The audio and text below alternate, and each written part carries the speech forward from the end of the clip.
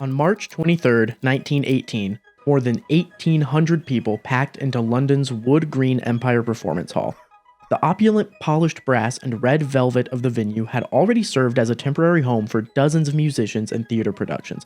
But on this night, a magician was set to take the stage. That magician was Chung Ling Soo, the original Chinese sorcerer. The world-renowned Asian magician had a career that spanned nearly 2 decades, earning a reputation as one of the most successful and well-known magic performers in the world at that time. But on that fateful night, 2 of his most impressive illusions would shatter in an instant, ending his career and his life. One of those illusions, the one that was the secret to his entire success, was that Chung Ling Soo didn't even exist. No, he was a racist caricature cooked up by an American magician named William Robertson. Now, let's go back to the beginning of this story to find out who Robertson was, why he did this, and how his fatal final performance played out. This is the life and death of the yellow-faced magician. William Ellsworth Robinson was born in Westchester County, New York, to parents who were both of Scottish descent. He was a full-blooded Scottish-American, born and raised in one of the most historically affluent places in America. So how did he end up building a legacy based on a racist farce? Well, the answer probably lies in his upbringing. William's father, James Campbell Robinson, toured in the minstrel shows of Charlie White, a name that possessed unparalleled irony given his choice of work. You see, the minstrel shows of the early 19th century were a form of theater, one that featured white actors donning blackface and putting on shows that played on racial stereotypes. This is absolutely offensive by today's standards, and should have been offensive by those standards, but it was an unfortunately popular style of show through the late 1800s and even well into the 1900s. Given his father's participation in the quote-unquote art form and stated specialty of dialect singing, impersonations, and magic tricks, the latter of which he taught his son as he grew up, it's not difficult to see where William's performing persona might have come from and been influenced by. However, Chung Ling Soo wasn't even the first. Robinson took a powerful interest in magic and honed his craft pretty quickly. By age 14, he was already performing in the vaudeville circuit under the stage name Robinson, Man of Mystery, and getting paid for his skills, an impressive feat for any 14-year-old. Despite making a decent living at a young age, Robinson was not satisfied with just the money. He wanted his name in lights, he wanted fame, he wanted to be the headliner. And while he had considerable talent and skill in magic after many years of practice and genuine passion for the art and performance chops, he lacked the one thing that actually defines a successful magician or performer: charisma. Without decent stage presence and showmanship, the Man of Mystery failed to capture the imagination of audiences and was quickly on his way to becoming a man of history, overshadowed by better magicians and all but forgotten. But rather than work on himself to improve his own theatrics, Robinson took the easy route by donning a cultural disguise and utilizing the mystique of ethnicity, in his own words, to make himself more appealing. You know, just like good old dad. At first, Robinson reinvented himself as Ahmed bin Ali, a vaguely Middle Eastern sorcerer and master of the dark arts. It's also worth noting that this fabricated character had layers to its lameness, as it was not just a caricature, but basically a copy of another magician's racist caricature. German magician Max Ozinger was known for performing as Bin Ali Bey,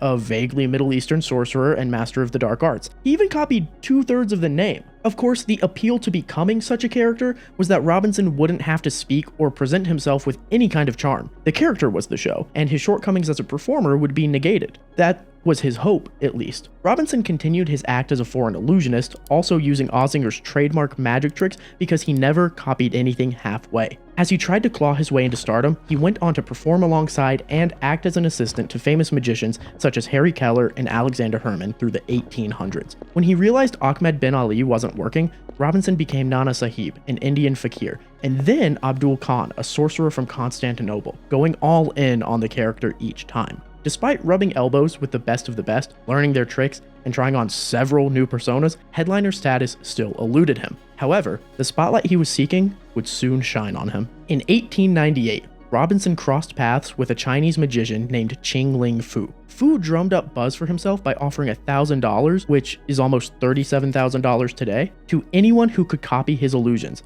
And Robinson, having become pretty proficient at copying tricks, took up the offer. Fu ended up not showing up to the challenge, fearing Robinson truly did know his secrets, and this sort of set a rivalry in motion and planted the seed for Robinson's sinister success. 2 years later, Chung Ling Soo showed up on the European magician scene, a sorcerer who was born to a Scottish missionary and a Cantonese woman. Orphaned at 13, Soo was raised by a Chinese magician who trained him in the way of ancient Chinese magic, which he was able to modify into his own style and combine it with modern Western magic. Of course, this meant that Chung Ling Soo performed all of Chingling Fu's illusions as well as others Robinson had learned and stolen over the years. Clearly, Soo was Robinson's most complex character yet. He even shaved the front part of his head and braided the back into a traditional queue.